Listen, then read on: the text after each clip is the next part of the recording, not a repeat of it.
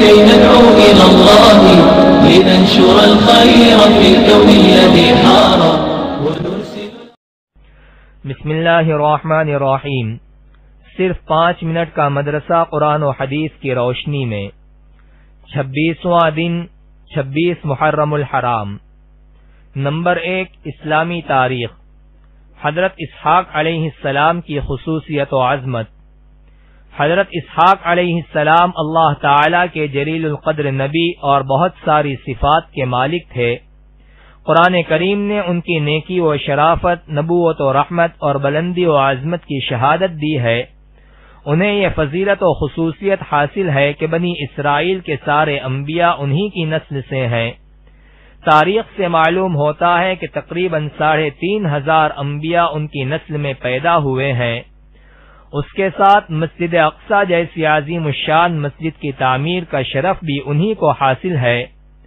اللہ تعالی نے ان کے فضل و کمال کا تذکرہ کرتے ہوئے فرمایا، ہم نے حضرت ابراہیم علیہ السلام کو حضرت اسحاق کی ولادت کی بشارت دی کہ وہ نبی نیک بندوں میں ہوں گے، اور ہم نے ان پر اور اسحاق پر برکتیں نازل فرمائیں. ان کی پیدائش سرزمین عراق میں ہوئی، مگر پوری زندگی ملک شام میں رہے اور 160 سال یا 180 سال کی عمر میں وفات پائی اور اپنے والد محترم کے برابر میں مدینۃ الخلیل میں مدفون ہوئے. نمبر 2 حضور صلی اللہ علیہ وسلم کا معجزہ. حضرت فاطمہ رضی اللہ عنہا کے چہرے کا روشن ہو جانا.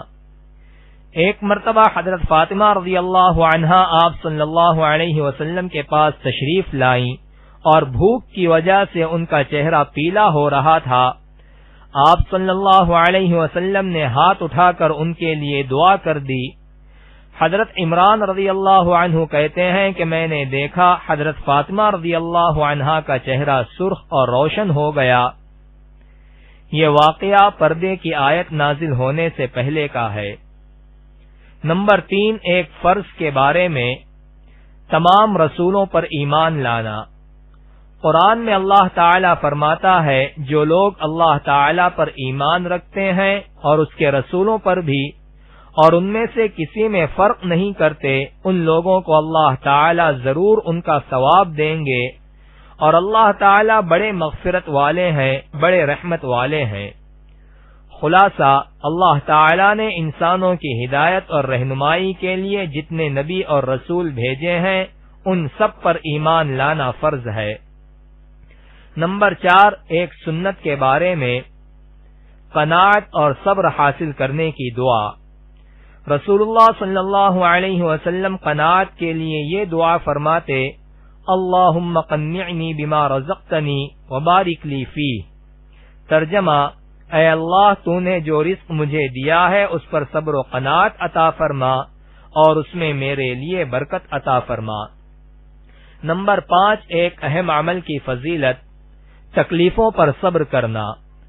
رسول اللہ صلی اللہ علیہ وسلم نے فرمایا، وہ مسلمان جو لوگوں کے ساتھ میل جول رکھتا ہے اور ان سے پہنچنے والی تکلیفوں پر صبر کرتا ہے، اس مسلمان سے افضل ہے جو لوگوں کے ساتھ میل جول نہیں رکھتا اور نہ ہی صبر کرتا ہے.